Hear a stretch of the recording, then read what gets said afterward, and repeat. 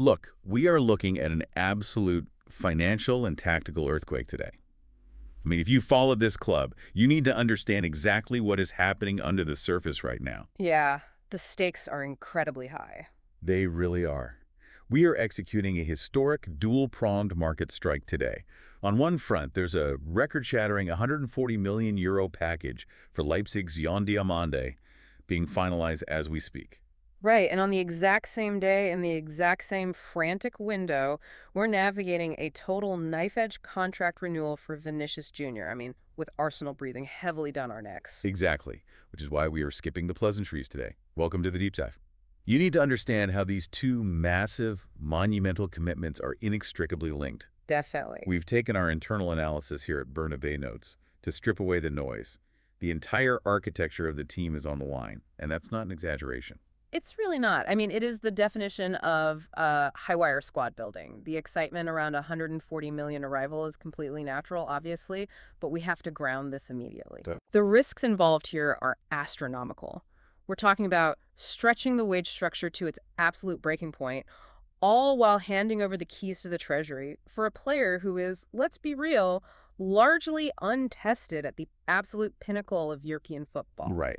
One false move in either of these negotiations today, and the dominoes fall in the wrong direction for the next 5 years. Okay, so let's isolate that first domino, right? The $140 million gamble on Diomande. Let's just lay out the sheer reality of this agreement with Leipzig. Let's do it. We are looking at a $140 million total package. That is $125 million fixed and $15 million in variables. And some of those variables are easy, like standard appearances, but the rest are tied to, him winning the Ballon d'Or and actually lifting the Champions League. Exactly. Leipzig actually walked into this demanding $130 million fixed, so the club haggled them down a fraction on the guarantee. Oh, and here's a wild detail. Villarreal gets a 5% sell-on clause out of nowhere. I imagine their executives are just popping champagne in the boardroom right now. Right, because that is basically lottery money falling from the sky for them. It absolutely is lottery money, but I mean, it's the structural reality of modern football. Villarreal held his early development rights, so when Leipzig bought him, they baked in that solidarity mechanism for any future mega sale. Unbelievable. So yeah, Villarreal is getting a massive payday just for answering the phone today. Just crazy. And right now, as we speak, Diomande is literally sitting in a hotel lobby at Leipzig's camp in Austria. He's nervously refreshing his email, just waiting for the green light to fly to Madrid for his medical. Yep. But this is where I have to step in and scream from the rooftops. This is absolute madness. Okay, hold on. No, I mean it. We are spending $140 million on a player who has had exactly one full season in the elite. One. And zero, I repeat, zero Champions League experience. Right, but you have to look at the context. He has never even heard the Champions League anthem while standing on the pitch. Are we completely abandoning our senses here? Like, has we forgotten the ghost of Eden Hazard? Stop right there. You cannot compare this to Hazard. You really need to look at the macro environment before you panic about the fee. Why not? Hazard's variables were never met, which means if Diomande hits even half of his clauses, he effectively becomes the most expensive signing in the history of Real Madrid. Yeah. For a kid. Because the market has fundamentally mutated. Right. I mean, you are judging a 2026 transfer by 2019 standards, and you just can't do that. Look at the Premier League right now. I am looking at it, and it's bloated. It is, but you have mid-tier English clubs dropping $100 million on half a dozen different players without blinking. Yeah. If Madrid walked into the market today and tried to buy someone like Michael Olise, you wouldn't even get them to answer the phone for $200 million. They wouldn't even sell him. That is the new baseline. $100 million is the new $40 million. Wow, $200 million. Madrid's finances have been meticulously managed for exactly this moment, so the accounts are healthy enough to absorb $125 million fixed hit. But more importantly, you have to understand the tactical void we are staring into on the right wing. I understand the right side has been an issue, but $140 million to fix it. Explain the actual tactical mechanism to me that justifies that. Well, it's not just an issue, it's an existential tactical flaw. Right now, we operate with a completely asymmetrical attack. Think about what happens in every single match. Right, opposing managers literally tilt their entire defensive block 15 yards to the left. Exactly. They tilt to suffocate Vinicius. They double and triple team him because they know our right wing is effectively a dead zone. Look at what happened with the Mestantuono loan to Fiorentina. It completely failed. Yeah, that didn't give us the development or the wide threat we needed at all. And Brahim and Rodrigo just haven't filled that specific void. They haven't. I mean, Rodrigo and Brahim give you brilliant, inconsistent patches of form, but they want to drift inside. They do not hug the touchline and terrify a fullback for 90 minutes. Madrid desperately, urgently needs a Vinicius of the right. Someone who forces the opposition to pull players away from the center. Exactly, away from the left flank. If Diomande forces a double team on the right, suddenly Vinicius is playing one-on-one on the left. That is why Mourinho has explicitly approved this profile.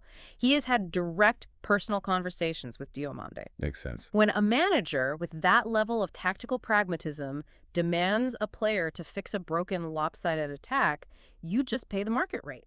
Okay, I can see the tactical necessity. I get it. The asymmetrical attack has to be fixed. But here is the terrifying part of dropping $125 million in guaranteed cash on a 20-year-old. It vaporizes your liquidity. It puts a massive strain on it, yeah. And when your liquidity dries up on the exact same day you are staring down a cash-heavy contract renewal for your franchise player, you are walking a dangerous tightrope. Which brings us directly to the Vinicius Jr. ultimatum. And this is where the noise surrounding the club has been deafening and just completely wrong. Completely wrong. The meeting in Madrid yesterday was crucial, and it actually went incredibly well. We have to tear down the false narratives that have been polluting this discussion for weeks. Yeah, people saying Madrid was going to pull the renewal offer, or preparing to sell him. Or that Vinny stubbornly refusing to lower his astronomical demands. All false. The reality of that boardroom yesterday is that Madrid actually increased their offer, and Vinicius lowered his demands. They met in the middle. But hanging over this entire room, casting a massive shadow, is Arsenal. Right. They have a massive blank check offer on the table and are just sitting there waiting for a definitive answer. To understand the tension in that boardroom, you really have to understand the sheer complexity of Vinicius's current contract. I mean, this isn't just about a weekly wage. He is currently sitting on around $18 million from that 2022 renewal, which runs through 2027. Yeah, but the real sticking point, the true anomaly in his status, is his image rights. Right. He uniquely holds more than 50% of his image rights. Wait, I'm stuck on this image rights thing. I need you to explain this math to me. Why does Real Madrid care so much about his Instagram posts or his boot sponsorships? Because it's systemic. I mean, if the club is clearing over €1 billion in annual revenue anyway, what is the actual mechanism there? Well, it is the bedrock of the entire Galactico financial model. Historically, Real Madrid demands a strict 50-50 split on a player's image rights. All right, okay. The logic is simple. The club's global platform is what turns a good player into a global superstar. So, if Vinicius signs a $10 million endorsement deal with a beverage company in Asia, traditionally the club takes $5 million of that. And you multiply that across 10 sponsors over a 5-year contract, and you are talking about tens of millions of euros. Exactly. That money funds the stadium renovations, it funds the academy, it funds the next $140 million transfer. By demanding more than 50%, Vinicius is literally breaking the traditional business model that sustains the club's spending power. Well, honestly, he deserves every single percentage point. I don't know about that. The disrespect this guy faces from critics is just mind-blowing. People had the audacity to say Vinicius had a quote-unquote bad season last year. Do you know what he did in that bad season? I know the stats, but... He dropped 22 goals and 14 assists in a down year. Look, I looked at that Arsenal offer, and I say, pay him whatever the Premier League is offering to shut the door completely. You can't just write a blank check. You don't haggle over the price of water when your house is on fire. You do not risk alienating a generational talent just to protect an outdated corporate model. You absolutely have to protect the model. You are completely ignoring the domino effect on the wage structure here. What domino effect? He's the best player in the world. If you just blindly match Arsenal's inflated Premier League money, I mean, we are talking well over 20 million net, you trigger an immediate collapse of the locker room hierarchy. Okay, well, let's unpack this with a visual. Think of the squad's wage structure like a massive financial Jenga tower. That's a great way to look at it, actually. If you slide 20 million out to give to Vinicius at the very top, the Jude Bellingham block shifts. The Fede Valverde block shifts. The locker room looks at that new ceiling, and suddenly, every single agent is knocking on the president's door demanding a raise. Exactly. The whole financial Jenga tower collapses, and Arsenal is going to face this exact same nightmare if they aren't careful. Right, with their own players. If Arsenal breaks their bank to bring in Vinicius, what do you think Bukayo Saka is going to say the next morning? Saka will walk into the Arsenal boardroom, point to Vinny's contract and say, match it or I'm gone. Yeah, that makes sense. Madrid's current offer to Vinicius is a massive, convincing financial effort. It proves to him that he is the absolute centerpiece of the sporting project, but it keeps that Jenga tower stable so the club doesn't go bankrupt in 3 years. I hear the logic, I really do, but it's a tough sell. Yeah. You are essentially asking a player who has carried this attack on his back to accept less cash just to protect the feelings of the rest of the squad. It's not about feelings, it's about sustainability. But this balancing act with the wages actually explains the other major moves happening right now. If you are going to put these tight constraints on the financial hierarchy, you have to fundamentally change the cultural hierarchy to support these young stars. Right, look at the specific profiles being targeted or brought in alongside Diomande. We are talking about Ibrahima Konate, Denzel Dumfries, Marc Cucurella, and then the absolute heavyweights, Rodri and Bernardo Silva. And that is the exact mechanism that connects all of this together. This is not just a fantasy football spending spree where the board is blindly throwing darts at the most expensive pieces on the market. It feels like it sometimes. But it's not. It is a deliberate, calculated cultural shift. By bringing in World Cup winners, by bringing in players with immediate veteran authority like Rodri and Bernardo Silva, Madrid is fundamentally altering the psychological environment of the dressing room. To lift the burden off Vinicius and Diomande. Right. Exactly. Explain how that actually works on the pitch, though. How does bringing in a 30-year-old midfielder actually help a 20-year-old winger play better? Because it removes the emotional and leadership weight from their shoulders. Think about Vinicius right now. When he steps onto the pitch, he is carrying everything. He really is. Yeah. He's the focal point for the defense and the fans. Right. If he gets violently fouled, he has to get up, confront the defender, argue with the referee, hype up the crowd, and then somehow calm his heart rate down enough to score a goal. It burns him out. That's a ton of emotional labor. If you bring in seasoned, undeniable alphas, guys like Rodri who dictate the tempo, who absorb the media pressure, who instantly get in the referee's face, it changes everything. Rodri and Bernardo manage the temperature of the game. I see. So it isolates the attackers in a good way. Yeah, that allows a young, high-priced kid like Diomande or a targeted superstar like Vinny to just play in isolation. They get to just be the weapons rather than having to be the generals of the entire locker room culture. See, I completely disagree with the premise that this automatically leads to harmony. I think it creates an absolute powder keg. Really? Why? Doesn't bringing in so many massive personalities risk completely disrupting the chemistry? If Vinicius is in a boardroom right now, negotiating fiercely for his status, fighting tooth and nail for his image rights so he can be the undisputed king of the club, how is he going to react to a locker room suddenly flooded with seasoned alphas telling him what to do? And on top of that, he has to look across the pitch at a 20-year-old kid on the opposite wing who just cost the club $140 million. I think you're overestimating the friction there. That doesn't sound like a psychological burden being lifted to me. That sounds like a recipe for a massive clash of egos the second we drop points in October. Look, it's only a clash of egos if the manager loses control of the dressing room. And Jose Mourinho thrives on exactly this kind of tension. He doesn't want quiet compliance or a room full of nice guys. That is definitely true about Mourinho. He demands a locker room of generals. He wants players who demand the ball, who demand accountability from each other, and who have the hardware to back it up.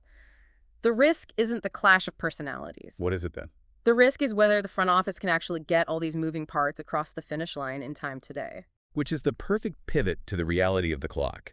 Because all of this grand strategy, all of these tactical masterclasses about asymmetrical attacks and debates over financial Jenga towers, they mean absolutely nothing if the paperwork doesn't clear today. It all comes down to the next few hours. I need you, the listener, to feel the tension of this exact moment. Jan Diomande is sitting in Austria right now. His bags are literally packed. He is staring at his phone, waiting for executives in Germany and Spain to ratify the final terms so he can get in a private jet. And meanwhile, in London, Arsenal's executives are sitting by their phones waiting for Vinicius to formally reject their massive offer. The stakes right now are just suffocating. What happens if Diomande's medical hits a snag?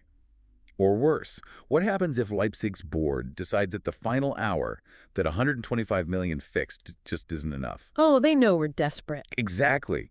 What if they try to squeeze another $5 million out of Madrid just because they know we're desperate to fix the right wing? These mega transfers are incredibly fragile. They can evaporate in 10 minutes over a minor legal clause. They really can. And what about Arsenal? What if they panic?